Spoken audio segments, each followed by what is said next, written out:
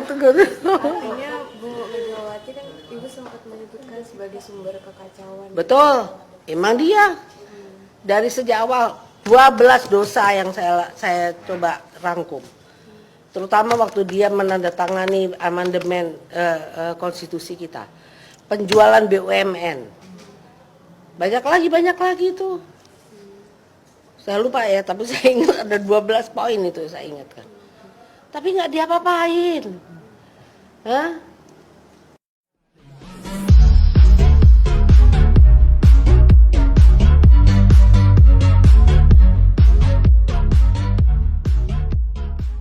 Saya sebetulnya juga bagaimana ya, merasa aneh juga gitu loh. Kita ini sebagai warga negara Indonesia yang punya hak berpendapat sesuai pasal berapa di Undang Dasar. Kok kalau melakukan kritik, istilahnya kritik aja ya, terhadap katakanlah pemerintah, itu dengan gampang dimakarkan. Kenapa gitu loh? Nggak usah jauh-jauh.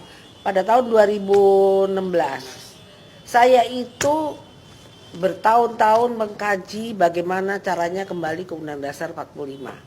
Karena saya orang yang mungkin yang pertama menolak adanya amandemen. Saya bikin tim waktu itu, dan waktu itu juga bersamaan lagi hebohnya 411 212. Nah, saya mau mengajukan testimoni ini ke MPR. Sudah bikin appointment sama Ketua MPR Pak Zulkifli. Saya mau mengajukan ini, intinya ingin agar supaya MPR ini bersidang untuk kembali Undang Dasar 45. Kok dimakarkan? Unsurnya di mana gitu loh. Nah, termasuk juga Pak, saya kira menurut saya Pak Kiflan, unsurnya makar itu di mana? Bahkan saya tadi kemarin bicara sama teman-teman dari mana gitu. Kalau mau bicara secara objektif, yang disebut makar itu adalah Megawati Soekarno Putri. Ketika Gus Dur memerintah, Gus Dur sudah mengatakan memilih Khairuddin Ismail sebagai Kapolri. Tapi Mega melakukan insubordinasi pembangunan terhadap Presiden. Dia melakukan apa? Yang dipilih ada Bimantoro. Kemudian dia pecah belah lagi TNI Polri. Moncongnya yang namanya waktu itu Jenderal Riamizar sebagai KSAD, saya ingat sekali karena saya ada di istana waktu itu sama Gus Dur.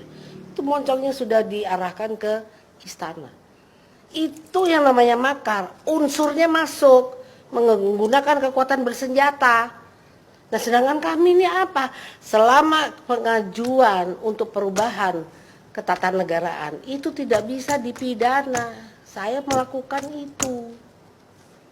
Nah, itu kalau mau bicara tentang Pak Kiflan. Jadi saya juga bingung, kok dikit-dikit orang mau makar. Orang bicara people power makar. Itu hak kedaulatan rakyat. Masa rakyat harus bungkem ya, dengan keadaan kemiskinan, pengangguran, kita kena segala macam musibah yang namanya utang piutang begitu banyak sekali.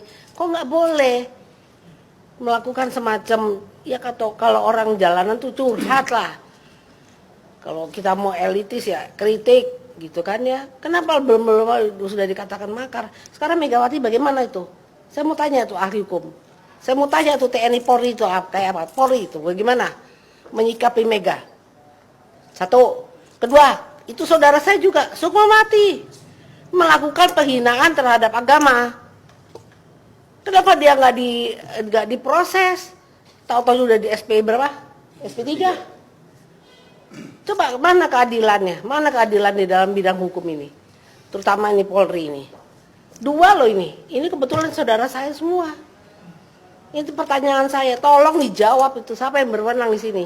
Presiden boleh, TB 1 juga boleh. Tapi jawab itu.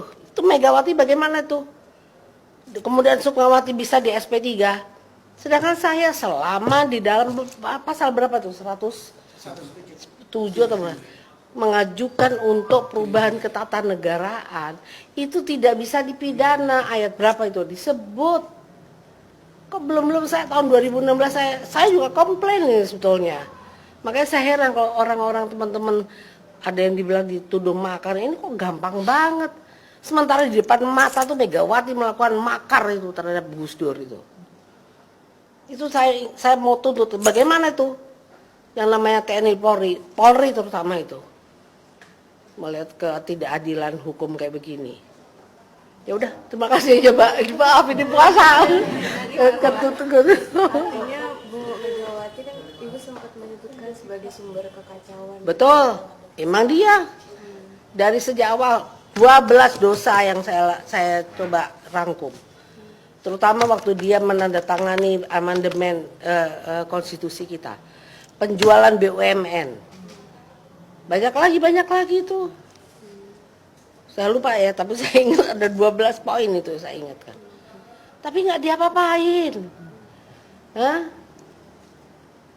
Nah ini mana keadilan hukumnya di sini kemana? Kalau orang sekarang berteriak mengenai kita harus jurdil, itu hak negara dong, hak warga negara dong. Katanya kita negara hukum.